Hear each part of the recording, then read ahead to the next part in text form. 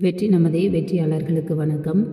முதுகலை தமிழாசிரியர் பாடத்திட்டத்தில் அழகு 10 இதில் இருக்கக்கூடிய இதழ்கள், அதில் இருக்க செய்தி தான் இப்போ பார்த்துட்ருக்கோம். இந்த இதழ்கள் ஏற்கனவே 2-3 காணொளிகள் போடப்பட்டிருக்கிறது. அதில் இருக்கிற வினாக்கள் எல்லாம் கொஞ்சம் பார்த்துக்கோங்க.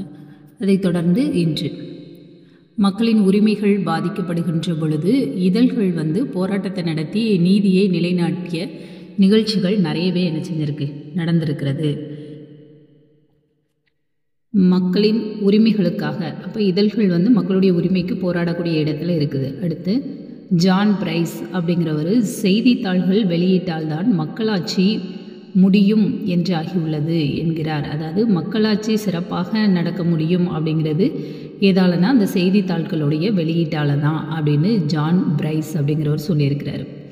அடுத்து நமது நாட்டையும் உலகின் பல்வேறு நாடுகளையும் ஊன்றி கவனித்தால் இந்த உண்மையை நாம் தெரிஞ்சுக்கலாம். எல்லா நாடுகளில் எல்லா பத்திரிகை தனது பணியை செய்ய முடியாமல் கட்டுப்பட்டு இருக்கின்றனவோ அங்கெல்லாம் மக்களாட்சி முடங்கி கிடக்கும்.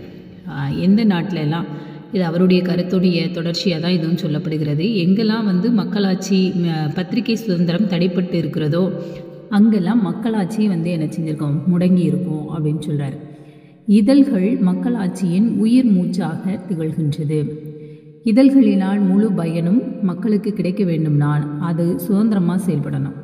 அதான் பத்திரிகை சுதந்திரம் எந்த அளவிற்கு இருக்க வேண்டும் என்பதை பற்றிய விவாதம் தற்கால வளர்ச்சி, இதழியல் வளர்ச்சியை ஒட்டி ஒன்றாகிவிட்டது.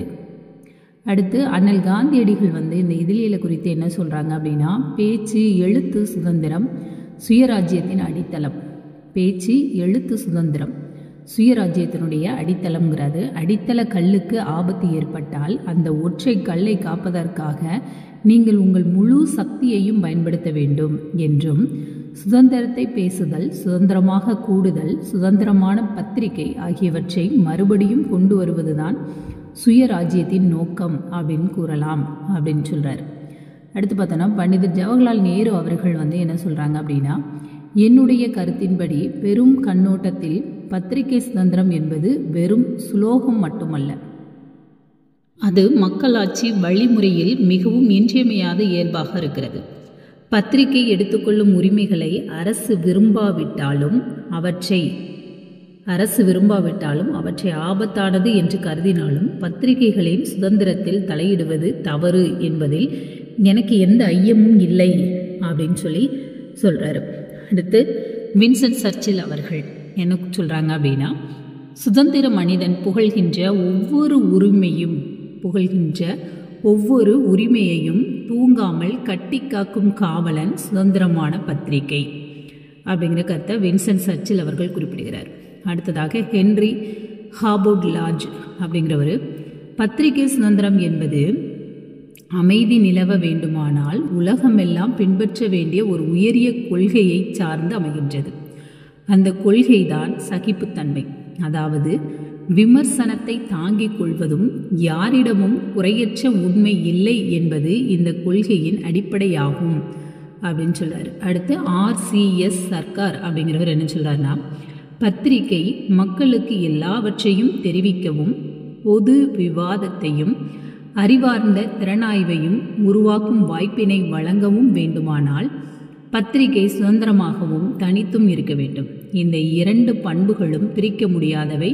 இவை 2ம் மிகவும் இன்றியமையாதவை. சுதந்திரமான பத்திரிகை தனித்து நிற்கும் பத்திரிகையாகவும் இருக்க வேண்டும்.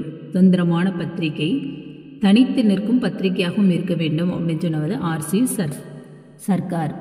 மக்களாட்சி ஆதாரமாக பத்திரிகை சுதந்திரம் இருந்த போதிலும் எல்லா அரசுகளும் பத்திரிகைகளும் அடக்கி தங்கள் கட்டுப்பாட்டிற்குள் வைத்துக் கொள்வதில் கண்ணும் கருத்துமாக இருக்கின்றன. இப்பொழுதுள்ள பத்திரிகை சுதந்திரம் என்பது நீண்ட கால போராட்டத்திற்கு பின் பெற்றது அப்படிங்கிறது குறிப்பிடத்தக்கது. பத்திரிகை சுதந்திரம் பலரும் வெவ்வேறு பொருளில் பத்திரிகை சுதந்திரம் அப்படிங்கிற சொற்றொடரை பயன்படுத்துகிறாங்க. எந்த வகையான சட்டத்தையோ கட்டுப்பாடோ இல்லாமல் எதனையும் அச்சிட்டு வெளியிடும் சுதந்திரத்தை குறிப்பிடுகிறது. அடுத்ததாக வேறு சிலர் என்ன சொல்கிறாங்கன்னா, விருப்பு வெறுப்பின்றி செய்திகளை வெளியிடுதல், அரசின் நிர்வாக கட்டுப்பாடின்றி சுதந்திரமாக செயல்படுதல். அடுத்து விளம்பரதாரர்கள் செல்வாக்கு படைத்தவர்களின் தலையீடு இன்றி இருத்தல். நிதி பிறவற்றிற்கு மற்றவர்களை சாராமல் இருத்தல் என்ற அர்த்தத்திலும் பயன்படுத்தலாம். இது இந்தியாவின் முதல் பத்திரிகை குழு. பொது அதிகாரத்தின் எந்த வகையான தலையீடும் இல்லாமல் பத்திரிகைகளை அதோட கருத்து இது கொண்டிருக்க வேண்டும். செய்திகளை பெறவும் அச்சிட்டு வெளியிடவும் இருக்கின்ற சுதந்திரம் என்று பத்திரிகை சுதந்திரத்தை விளக்கின்றது. அடுத்து, தாங்கள் எதனை வெளியிட விரும்புகின்றார்களோ அதனை அரசின் முன் அனுமதியின்றி அச்சிட்டு வெளியிட பொதுமக்களுக்குரிய உரிமையை அது குறிக்கின்றது. ஆனால் வெளியிட்டதற்குரிய சட்டப்பூர்வமான பொறுப்பினை வெளியிட்டவர் ஏற்றுக்கொள்ள வேண்டும். அடுத்து, கூறுபாடுகள். மக்களாட்சியில் மக்களுக்காக கிடைத்திருக்கின்ற சுதந்திரங்களில் பத்திரிகை சுதந்திரமும் ஒன்று. பொதுவாக மக்களாட்சியில் அச்சிடும் உரிமை, திறனாய்வு உரிமை, அறிவிக்கும் உரிமை இதழ்களுக்கு இருக்கின்றன. இதனை வேறு வகையில் சொல்லணும்னு பார்த்தோன்னா ஆர்சிஎஸ் சர்க்கார் அவர்கள் பத்திரிகை சுதந்திரத்தில் செய்திகளின் எல்லா மூலங்களோடும் தொடர்பு கொள்ளும் சுதந்திரம், வெளியீட்டு சுதந்திரம், அப்புறம் சுற்றுக்கு புழக்கத்தில் விடும் சுதந்திரம் ஆகிய மூன்றும் முக்கிய கூறுகளாக இருக்கின்றன.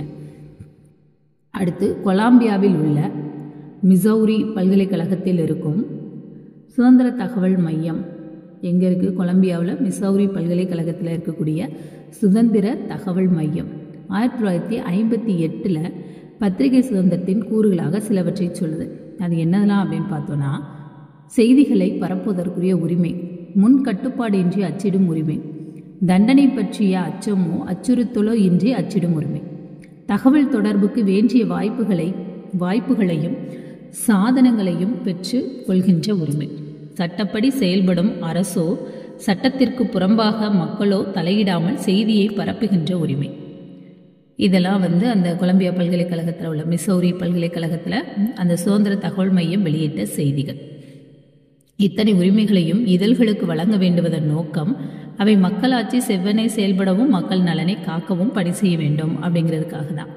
அடுத்த, அளவு கடந்த சுதந்திரம் இருக்கும்போது பத்திரிகைகள் மிகவும் பொறுப்போடு செயல்பட வேண்டும்.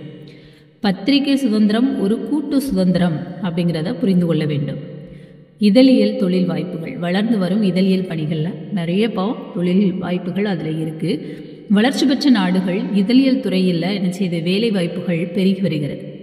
அடுத்து, புது புது தொழில்நுட்பங்கள் இதழ்களின் வெளியீட்டு துறையில் பயன்படுத்துவதால் தொழில்நுட்ப வல்லுநர்களும் இதழ்களின் வீச்சு விரைவடைவதால் பல்வேறு பணிகளை செய்பவர்களும் நாள்தோறும் கூடி வருகின்றனர்.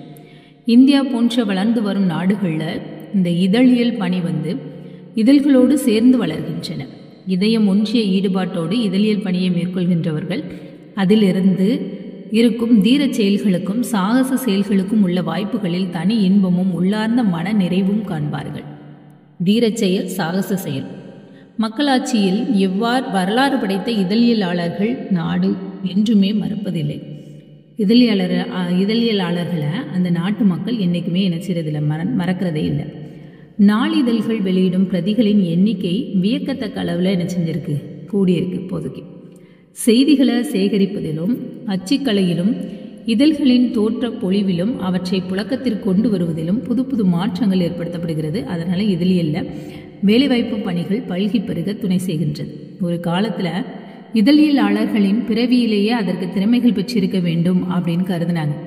இப்பொழுது இந்த கருத்து மாறிட்டு யாருனாலும் ஆர்வம் இருந்தால் இந்த இதழியல் கல்வியிலும் பயிற்சி பெற்று இதழியலாளராக திகழ முடியும் அப்படிங்கிற கருத்து இப்போ வர ஆரம்பிச்சிருச்சு. இருவகை இதழியலாளர்கள். இந்த இதழியலில் பணி செய்பவர்கள் கீழ்கண்டவாறு பகுக்கலாம். அதில் இதழியலாளர்கள், தொழில் இதழியலாளர்கள், சுதந்திர இதழியலாளர்கள் அப்படின்னு சொல்லிட்டு இந்த இதழியலாளர்களையே தொழில்முறை இதழியலாளர்கள், சுதந்திர இதழியலாளர்கள் அப்படின்னு சொல்லி நம்ம என்ன செய்யலாம், பாகுபாடு செய்யலாம். இந்த இருவகை இதழியலாளர்களை தொழில்முறை இதழியலாளர்கள் ஏதாவது ஒரு இதழில் மாத ஊதியம் பெற்றுக்கொண்டு பணி செய்கிறவர்கள் தொழில்முறை இதழியலாளர்கள் அப்படின்னு சொல்லப்படுறாங்க. இவர்கள் செய்தியை சேகரிப்பவர்களாகவோ அல்லது செய்திகளை சிறப்பு கட்டுரைகளாக எழுதுகின்றவர்களாகவோ இருக்கலாம். அதுவும் இல்லை அப்படின்னா எழுதியவற்றை செப்பனிடும் துணை ஆசிரியராகவோ, இதழ்களுக்கு முழு வடிவம் தருகின்ற ஆசிரியராகவோ, ஓவியர்களாகவோ, புகைப்படக்காரர்களாகவோ பணியாற்றுறாங்க. பொதுவாக இந்த தொழில்முறை இதழியலாளர்கள் என்ன ஆறாங்கன்னா முறையான பயிற்சி பெற்றவர்களாக இருப்பாங்க.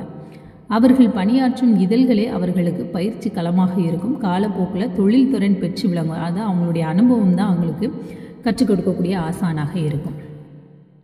தொழில்முறை இதழியலாளர்கள் தங்கள் விருப்பம் போல செயல்பட முடியாது. தாங்கள் பணியாற்றும் இதழ்களின் தேவைக்கேற்ப செயல்படுவது இவர்களது கடமையாகும். பெரிய இதழ்களில் பணியாற்றும் போது இதழியலாளர்களினுடைய பெயர்கள் வெளியிலே தெரியாமலே போயிடும்.